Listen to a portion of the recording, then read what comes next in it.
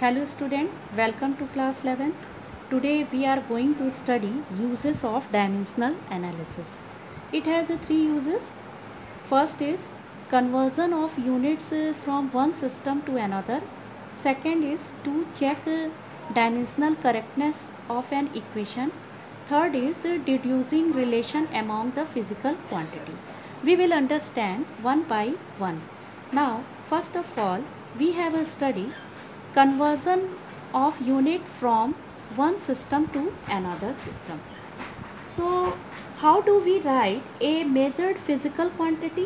A measured physical quantity Q, there are two components. First is unit. First जो है आपका क्या हो गया, यूनिट हो गया.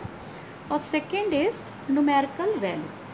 Numerical value tell us how many times this unit is repeated. तो कितनी बार ये रिपीट हुआ है, ये न्यूमेरिकल वैल्यू रिप्रेजेंट करेगा. जैसे एग्जांपल है आपका, अगर कोई लेंथ ऑफ द रॉड है, आपने मेज़र किया 5 मीटर, तो ये रॉड की लेंथ कितने टाइम्स रिपीट हुई है, ये 5 मीटर. 5 मीटर इसकी यूनिट हो गई, तो 5 टाइम्स मीटर हो गया. तो इसी तरह से कोई भी ऑब्जेक्ट का मास है और ये 20 kg है, तो कितने kg ये रिपीट हुआ है, 20 kg. तो इस तरह से मेजर्ड वैल्यू फिजिकल क्वांटिटी को हम लोग रिप्रेजेंट करते हैं. अब यहाँ पे in general measured value of physical quantity, आपने इसको मेज़र किया दो सिस्टम में, N1 U1 is equal to N2 U2. U1, अब U1 और U2 are unit of any physical quantity two different system. ये वाली जो क्वांटिटी, इसको दो डिफरेंट सिस्टम में हमने मेज़र किया. ठीक है, तो डिफरेंट सिस्टम का मतलब MKS CGS आपने मेज़र किया, तो दोनों का, ये मैंने आपको पहले भी बताया था कि दोनों का जो प्रोडक्ट होगा वो कांस्टेंट आएगा. जैसे आपका ये जो है 5 मीटर है रॉड है, तो 1 metre is equal to 100 centimetre. 5 metre क्या होगा, ये हो जाएगा 500 सेंटीमीटर. तो यहाँ पे प्रोडक्ट देखिए, N1 ये हो गया, N1 हो गया, ये U1 हो गया, N1 U1 N2 U2. तो ये हमने मेज़र किया MKS में और ये CGS में, सेंटीमीटर में. तो लेकिन दोनों का प्रोडक्ट क्या हो गया, दोनों पे सेम थिंग है. सेम थिंग क्या है, length of the rod, length को मेज़र किया है. तो ये जो फिजिकल क्वांटिटी की वैल्यू जो है वो सेम आएगी. तो अब इसको आपको कन्वर्ट करना है, तो कैसे करेंगे, तो ये हो गए, और N1 N2 इसके करस्पॉन्डिंग वैल्यू हो गई.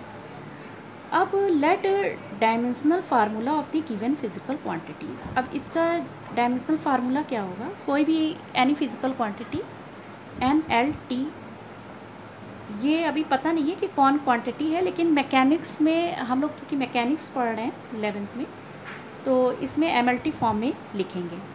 और आपको याद होगा कि डायमेंशन ऑफ लेंथ को हम लोग जो है L से रिप्रेजेंट करते हैं, और डायमेंशन ऑफ मास को M से, और डायमेंशन ऑफ टाइम को जो है T से.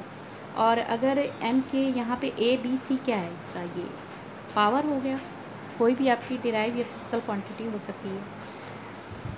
तो U1 इज इक्वल टू, इसके लिए डायमेंशनल फार्मूला U1 जो है आपने एक सिस्टम में मेज़र किया, सपोज है MKS, तो M1 L1 T1 हो गया, ABC इसकी पावर हो गई.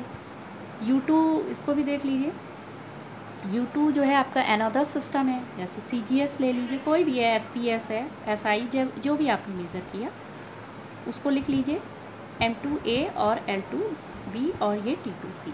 एक चीज़ याद रखिए कि whatever the system we have to use the same symbol. कोई भी आप सिस्टम लीजिए, उसका सिंबल वही रहेगा. कैपिटल, जैसे हमने आपको बताया था कि लेंथ का सिंबल आप L ही लेंगे, मास के लिए M यूज़ करेंगे, और T के लिए, टाइम के लिए आप T यूज़ करेंगे. तो आपने कोई भी सिस्टम लेंगे, सिंबल आपको सेम रहेगा.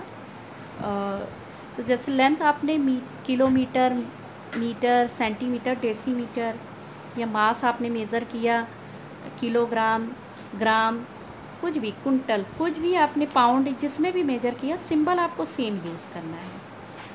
तो नेक्स्ट है, अब इस इक्वेशन को, चूँकि दोनों का वैल्यू जो है प्रोडक्ट सेम होगा, अगर सेम में फिज़िकल क्वांटिटीज़ है, आपने कुछ भी आपने मेज़र किया है, जैसे लेंथ ऑफ द रॉड, तो ये आप इस पर वैल्यू, ये इक्वेशन आपका फर्स्ट हो गया, इस पर वैल्यू पुट अप कर लीजिए। तो N2 एंड N1 की वैल्यू हो गई, फर्स्ट जो आपने सिस्टम यूज़ किया है, न्यूमेरिकल वैल्यू उसकी हो गई, और ये उसका डायमेंशन हो गया फार्मूला। तो N2 is equal to, N2 जो है सेकेंड सिस्टम के लिए उसकी न्यूमेरिकल वैल्यू हो गई, और ये सेकेंड सिस्टम की यूनिट हो गई, ठीक है, कोई भी फिजिकल क्वांटिटी, ये इसकी अलग यूनिट हो गई। तो ये हो गया N2 is equal to N1 M1 M2, इसको नीचे ले आइए और पावर जो है, बेस जो है वो सेम लगा दीजिए। ए हो जाएगा L1 N2 P T1 T2 power C। इस तरह से ये हमको एक फार्मूला मिल जाएगा। तो एक फिज़िकल क्वांटिटी आपको एक न्यूमेरिकल वैल्यू दी रहेगी, तो इसको दूसरे में कन्वर्ट करना होगा। तो इसके लिए हम लोग एक एग्ज़ाम्पल से समझेंगे। तो फर्स्ट एग्ज़ाम्पल है, कन्वर्ट 1 जूल टू अर्ग। ठीक है, जूल जो है आपको दिया, इसको अर्ग में कन्वर्ट करना है। तो जूल किसकी यूनिट है, पहले तो आप फिजिकल क्वांटिटी पता करिए। जूल जो है एसआई यूनिट ऑफ वर्क, ये एक वर्क की यूनिट है, ये एसआई सिस्टम में है। और अर्ग जो है वो सीजीएस है, यूनिट ऑफ वर्क, वर्क की सीजीएस यूनिट है अर्ग। तो सबसे पहले इसके लिए हम क्या करेंगे, तो जो आपकी physical quantity, measured physical quantity, इसका डायमेंशनल फार्मूला लिख लीजिए। तो वर्क इज इक्वल टू क्या होता है, force, work is equal to force into displacement. तो फोर्स की आपको डायमेंशन पता है, फोर्स का डायमेंशन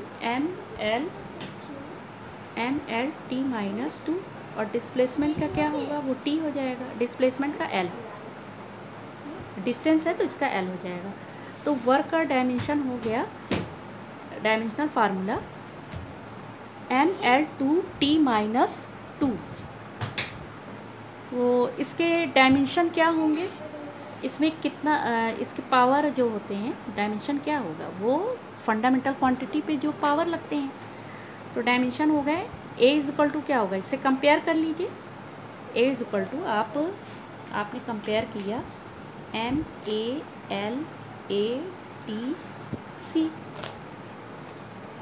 इससे आप कंपेयर करें। तो a की वैल्यू 1 हो गई यहाँ से, और b की वैल्यू जो आपकी l की डायमेंशन ऑफ लेंथ की है 2 हो जाएगा, c की वैल्यू -2 होगी। तो इन सारी वैल्यू को सब्स्टिट्यूट कर दीजिए इस वाले फार्मूले में।